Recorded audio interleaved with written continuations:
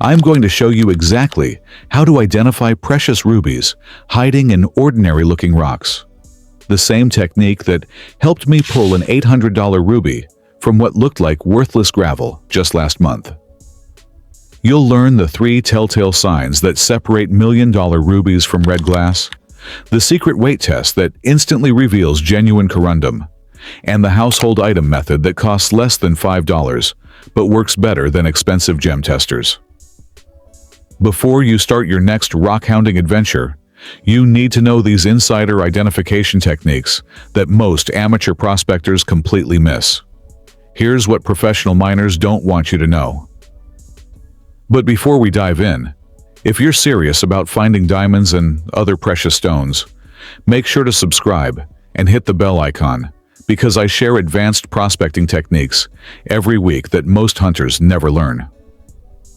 All right, let's get started. Foundation section. Now here's where it gets interesting. Most people think finding rubies is like the movies. You'll spot a brilliant red crystal sparkling in the sunlight, practically calling out to you from the riverbed. That's complete fantasy. Real rubies in their natural state look nothing like the polished gems you see in jewelry stores. They're usually dull, covered in matrix rock, and honestly, they look more like rusty metal chunks than precious gemstones. Let me paint you a picture of reality.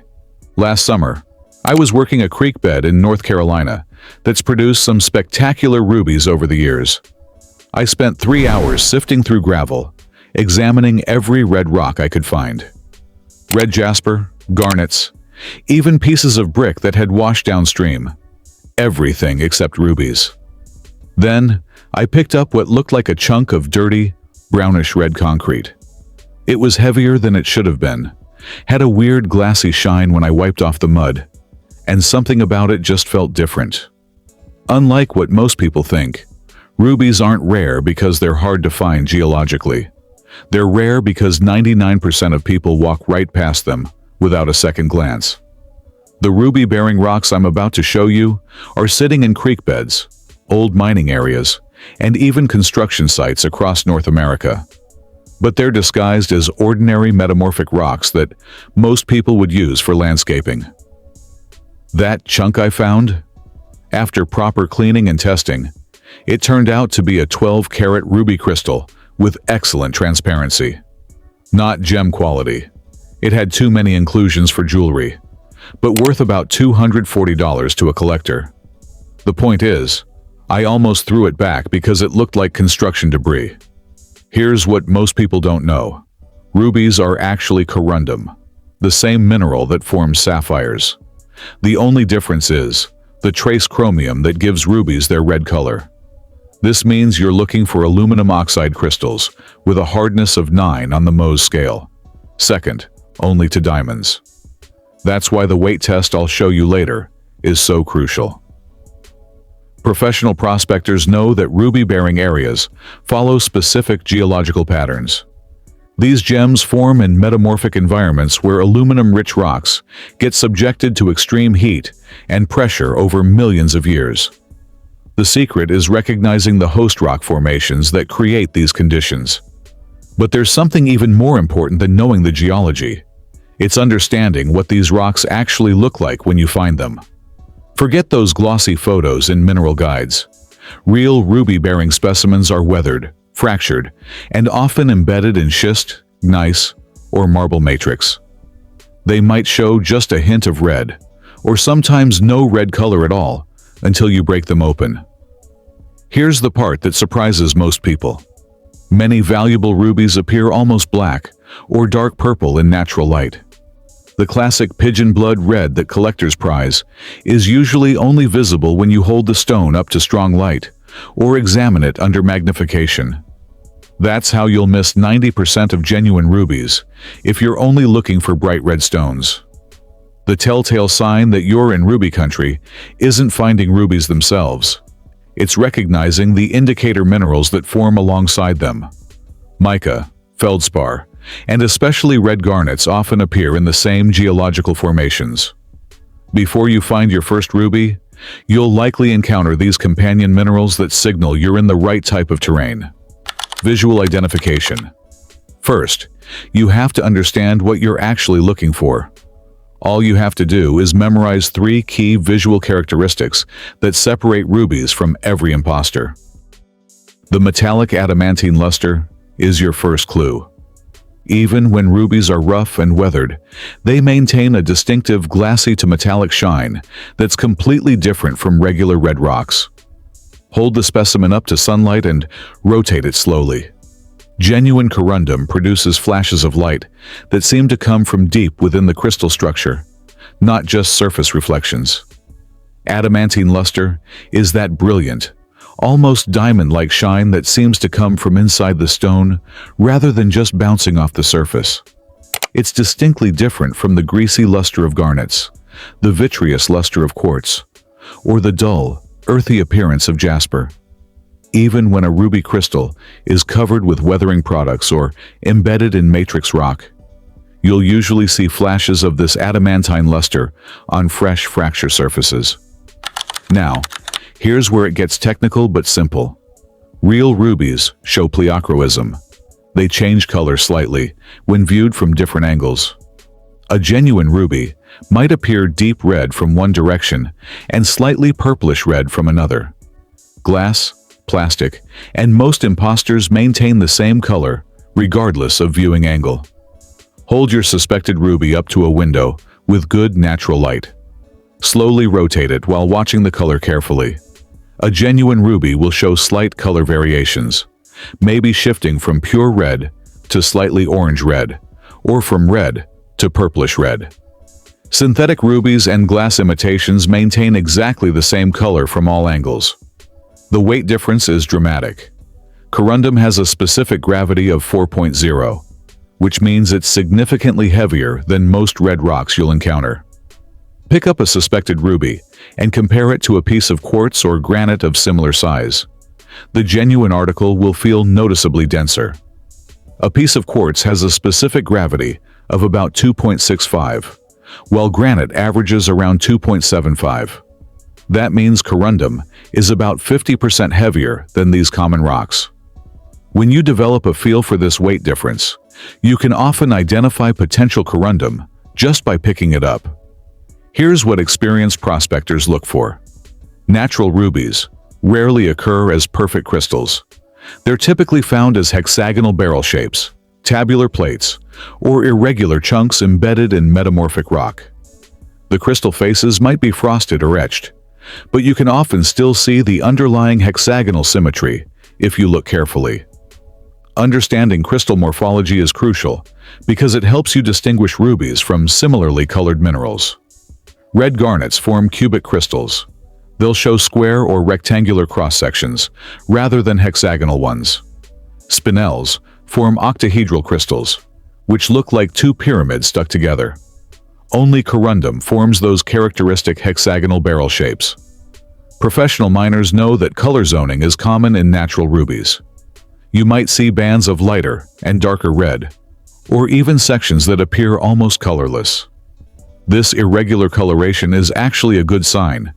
It indicates natural formation rather than synthetic creation. Color zoning occurs because the chemical conditions during crystal growth weren't perfectly uniform. These variations create internal bands and zones that are like growth rings in trees. They tell the story of how the crystal formed. Synthetic rubies, grown under controlled conditions, tend to have very even color distribution throughout the crystal.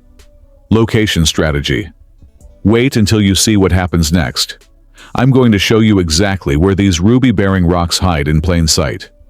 Unlike what most beginners think, you don't need to travel to exotic locations like Myanmar or Madagascar. The secret is understanding that rubies form in specific metamorphic terrains that exist across North America, particularly in the Appalachian Mountains, parts of the Rocky Mountains, and scattered locations in the Midwest. The Appalachian Mountain Belt stretches from Alabama to Newfoundland and represents multiple episodes of continental collision over the past 500 million years. Each collision event created the high-temperature, high-pressure conditions needed for corundum formation. That's why you find ruby deposits scattered throughout this entire region. From the famous Franklin, North Carolina localities to lesser-known deposits in Virginia, Maryland, Pennsylvania, and beyond. Here's the technique that changed everything for me. Look for contact metamorphic zones where igneous intrusions meet sedimentary rocks. These areas experience the exact temperature and pressure conditions needed for corundum formation. In practical terms, this means searching near old granite quarries, areas with visible marble outcrops, and creek beds that cut through mountainous terrain. Contact metamorphism creates what geologists call aureoles, zones of altered rock around igneous intrusions. Picture a granite magma body intruding into aluminum-rich shales or limestones. The heat from the magma cooks the surrounding sediments, transforming clay minerals into higher-grade metamorphic minerals, including corundum.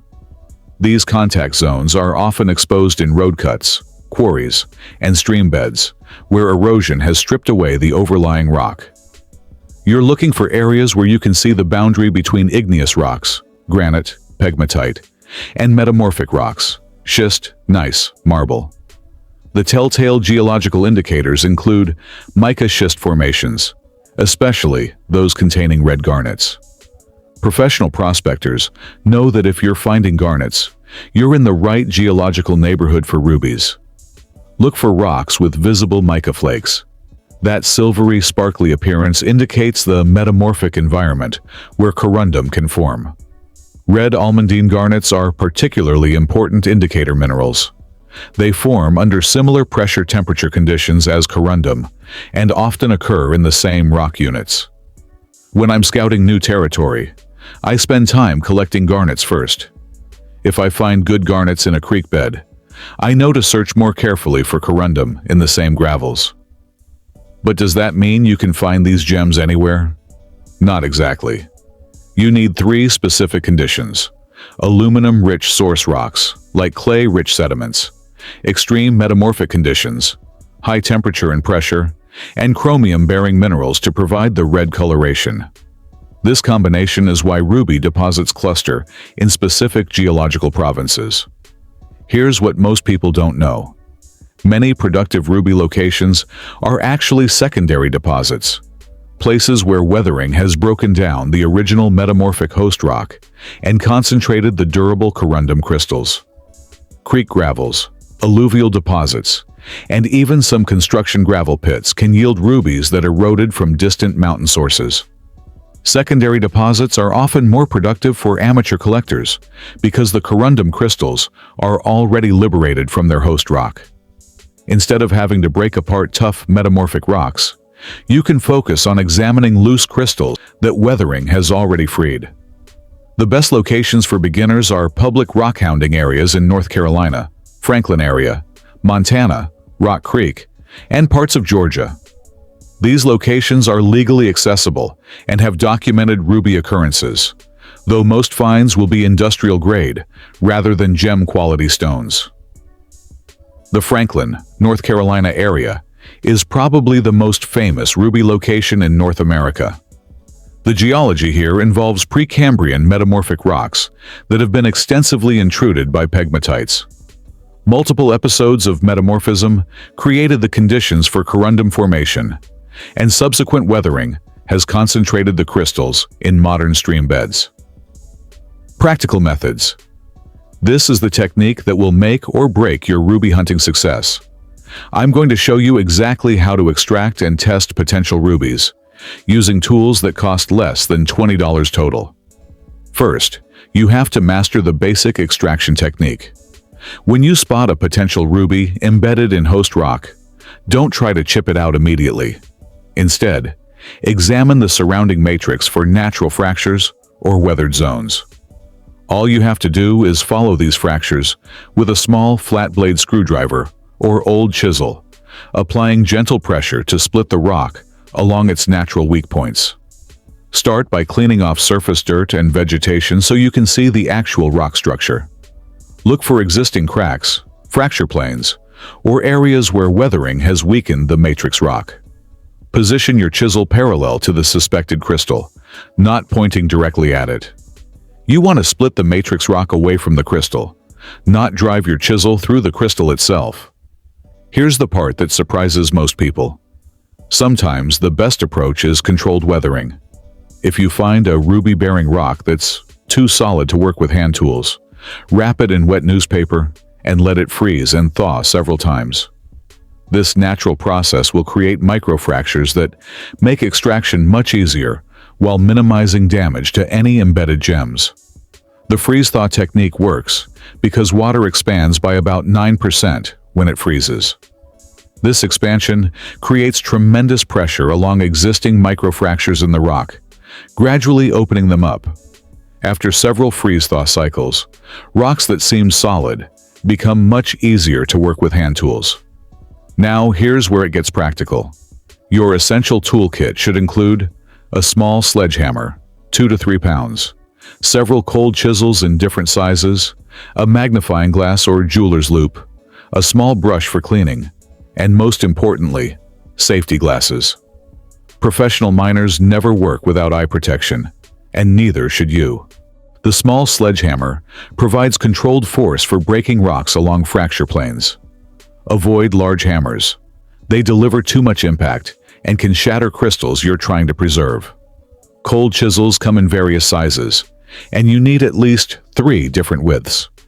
Wide chisels for initial fracturing, medium chisels for detailed work, and narrow chisels for delicate extraction around crystal faces.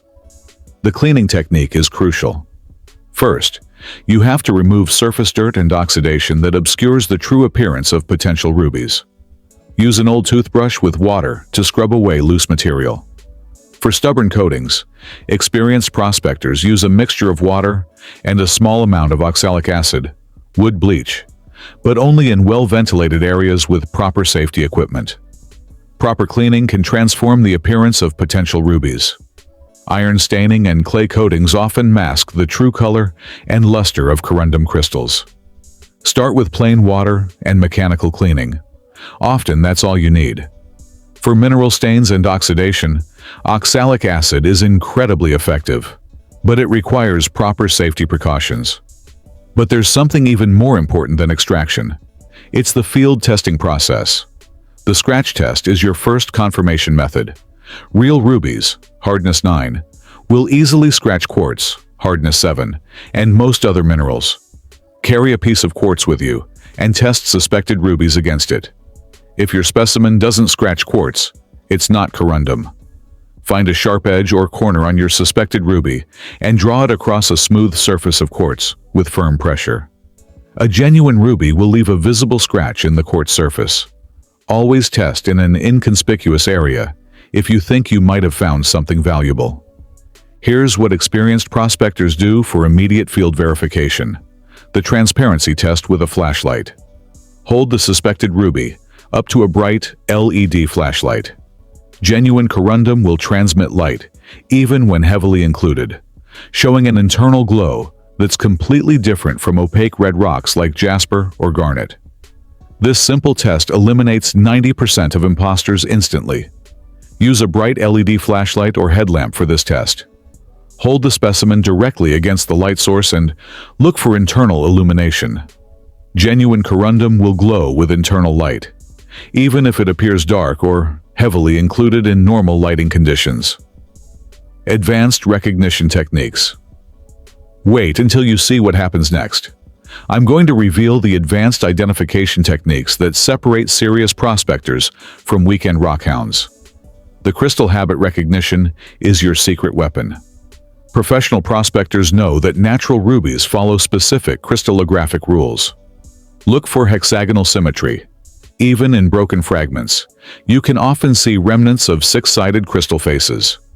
Synthetic rubies and glass imitations rarely show this natural crystal structure.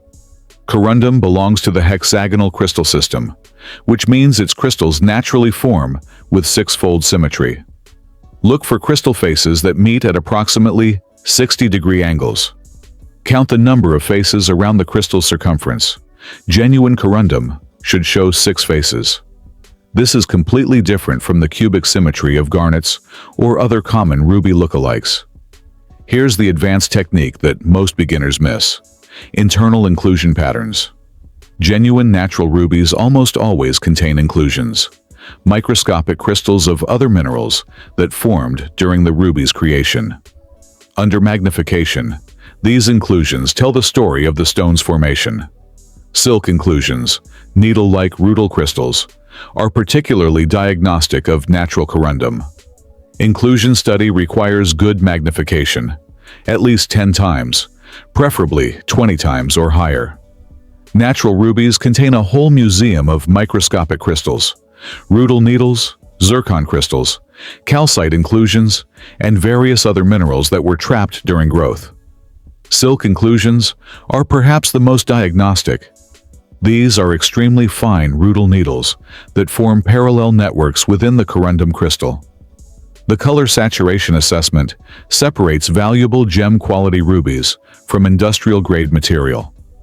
All you have to do is evaluate the stone under different lighting conditions. Gem-quality rubies maintain their red coloration under incandescent, fluorescent, and natural light. Lower-grade stones may appear brownish or purplish under certain lighting conditions. Start with natural daylight as your baseline for color assessment. Then examine the same specimen under incandescent light, fluorescent light, and LED light.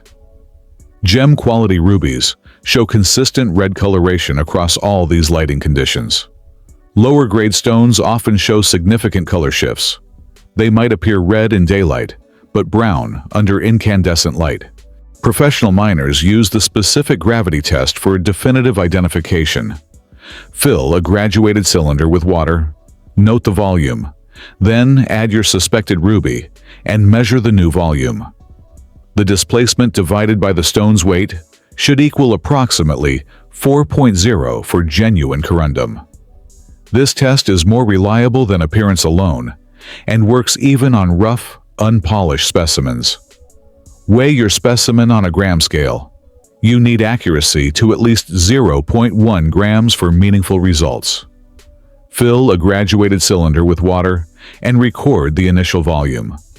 Gently lower your specimen into the water and record the new volume. Divide the weight by the displacement to get specific gravity. Corundum should give you a specific gravity between 3.9 and 4.1. Here's what most people don't know. Fluorescence testing can provide additional confirmation. Many natural rubies show red fluorescence under shortwave ultraviolet light, though this isn't universal. Synthetic rubies often show different fluorescence patterns or remain inert under ultraviolet light. A simple UV flashlight costs less than $15 and adds another confirmation layer to your identification process. Natural rubies from certain localities show characteristic fluorescence colors. Burmese rubies often fluoresce bright red, while Thai rubies may show weaker fluorescence. Shortwave UV light, 254 nanometers, is most effective for corundum fluorescence testing. The thermal conductivity test is an advanced technique that works because corundum conducts heat differently than glass or plastic imitations. Touch the suspected ruby to your lip. Genuine stones will feel notably cooler and will warm up slowly from body heat. Glass and plastic imposters warm up quickly and don't maintain the cool feeling as long. Your lip is particularly sensitive to temperature changes, making it an excellent detector for thermal conductivity differences. Touch the suspected ruby to your lower lip and hold it there for several seconds. Genuine corundum will feel cool initially and warm up slowly. But there's something even more important than individual tests. It's understanding quality indicators that affect value. Transparency, color saturation, and size determine whether your find is worth $5 per carat or $500 per carat. Gem-quality rubies transmit light cleanly, show vibrant red coloration without brown or purple tints, and measure at least several millimeters in their largest dimension. Quality assessment starts with transparency evaluation. Hold your specimen up to bright light and examine how well it transmits illumination. Color saturation is equally important. Gem-quality rubies display vivid, saturated red coloration that maintains its intensity under various lighting conditions. Comprehensive home testing system. Now, here's where everything comes together. I'm going to show you the comprehensive home testing system that gives you absolute confidence in your finds. The 5-step verification protocol that I've developed after 15 years of prospecting eliminates virtually all uncertainty and has never given me a false positive or missed a genuine ruby. More importantly, this system uses tools you can buy for less than $50 total and doesn't require any specialized training or laboratory equipment. The 5-step verification protocol works because it tests completely different physical and optical properties of corundum. Step 1. Physical examination under 10 times magnification for crystal structure and inclusions. Step 2. Hardness testing against known minerals. Step 3. Specific gravity measurement using the water displacement method. Step 4. Light transmission testing with LED flashlight. Step 5. Thermal conductivity assessment. Step 1. Magnification examination. Use a 10 times jeweler's loupe to examine your specimen under good lighting conditions. Look for hexagonal crystal structure. Even in broken fragments, you should see evidence of 6-fold symmetry. Check for internal inclusions under magnification. Natural rubies almost always contain some inclusions, silk, needle-like crystals, or other trapped minerals. Step 2. Progressive hardness testing. Start with softer materials and work your way up the hardness scale. Your specimen should scratch glass, hardness 5.5, steel files, hardness 6.5, and quartz, hardness 7, without being damaged itself. If your specimen fails to scratch quartz, it's definitely not corundum. Step 3. Specific gravity measurement. Fill a graduated cylinder with exactly 100 milliliters of water. Weigh your specimen to the nearest 0.1 grams. Calculate specific gravity by dividing weight by volume displacement. Corundum should give you a specific gravity between 3.9 and 4.1. Step 4. Light transmission testing. Use a bright LED flashlight for this critical test. Hold your specimen directly against the light source and examine it from multiple angles. Genuine corundum transmits light even when heavily included, creating an internal glow that's unmistakable. Step 5. Thermal and surface assessment. Touch your specimen to your lip and note the initial temperature sensation. Corundum feels distinctly cooler and warms more slowly than glass or plastic imitations. Examine surface luster under good lighting conditions. Genuine corundum maintains flashes of adamantine luster. Here's the part that surprises most people.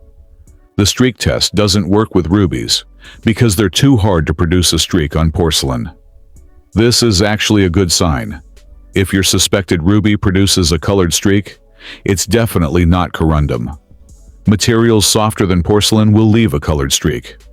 Corundum, with its hardness of 9, is much harder than porcelain and will actually scratch the porcelain rather than leaving a streak. Professional miners use this final confirmation technique, the steel file test. Genuine rubies will damage steel files rather than being scratched by them. If a steel file scratches your specimen, you can eliminate corundum immediately. Steel files typically have a hardness around 6.5 on the Mohs scale. Corundum, at hardness 9, is significantly harder and will actually wear away the file rather than being damaged by it. The value assessment process starts with the 4 C's adapted for rough stones. Color, vivid red without brown or purple. Clarity, visible. Transparency, even with inclusions. Crystal structure, recognizable hexagonal forms. And carat weight, larger stones exponentially more valuable. Color evaluation requires systematic assessment under multiple lighting conditions. Premium rubies maintain vivid red coloration under daylight, incandescent, and fluorescent lighting. Clarity in rough rubies differs from cut gemstone standards. You're looking for transparency rather than perfection. Here's what experienced prospectors know. Even small gem-quality rubies, under 1 carat, can be worth $200 to $500 if the color and clarity are exceptional. Industrial-grade rubies still have value for abrasive applications and can be worth $5 to $20 per pound. The ruby market has distinct tiers based on quality and intended use. Gem-quality material suitable for jewelry commands the highest prices, anywhere from $100 to $15,000 plus per carat. Industrial-grade corundum has consistent value for abrasive applications. The success indicators that tell you definitively that you found genuine rubies. Hardness of 9 on Mohs scale, specific gravity around 4.0, hexagonal crystal structure, adamantine luster, red pleochroism, and inclusion patterns typical of natural corundum formation. When all these indicators align, you can be absolutely confident in your identification. Document your finds with photographs and GPS coordinates. Keep detailed notes about where you found each specimen and what the associated geology looked like. But there's something even more important than confirming individual stones. It's recognizing when you've found a productive location. If you discover one genuine ruby, there are likely others in the same geological formation. Mark your GPS coordinates and return with more sophisticated equipment for thorough exploration. Closing and next steps. That's how you'll transform from someone who walks past valuable rubies to someone who consistently identifies and collects them. It's not easy, but it's definitely possible when you combine geological knowledge with systematic testing procedures. The realistic expectation for beginners is finding 1 to 2 confirmed rubies per 10 hours of focused searching in known ruby-bearing areas. Most finds will be industrial grade, but even those successes build your identification skills and location knowledge for future discoveries. Quality finds become more frequent as your skills develop. After your first dozen confirmed rubies, you'll start recognizing subtle visual cues that less experienced collectors miss. Your next steps are to practice these techniques on known mineral specimens before heading into the field. Visit local rock shops or mineral clubs to examine confirmed rubies and develop your visual recognition skills. The investment of $50 to $100 in reference materials and basic tools will pay for itself with your first significant find. Start with reference specimens from reputable mineral dealers. Buy examples of rough corundum in different colors and qualities so you can practice the identification techniques. Join local mineral clubs if they exist in your area. Experienced collectors are usually happy to share knowledge with genuinely interested beginners. Here's what I'll show you in the next video. The advanced prospecting techniques that professional miners use to identify virgin ruby deposits that haven't been worked by other collectors. You'll learn the geological mapping methods, the indicator mineral patterns, and the seasonal timing strategies that maximize your success rates. Advanced location techniques go far beyond the basic geology I've covered today. Professional prospectors use topographic analysis, geological survey data, and systematic indicator mineral sampling to identify promising areas before they ever start looking for rubies. Subscribe and hit the notification bell, because next week's video reveals the 3 Montana locations that are currently producing gem-quality rubies, and the specific tools that cost under $200, but work as well as $2,000 professional equipment. The techniques in that video will take your ruby hunting from hobby level to serious prospecting. Until next time, keep your eyes on the rocks.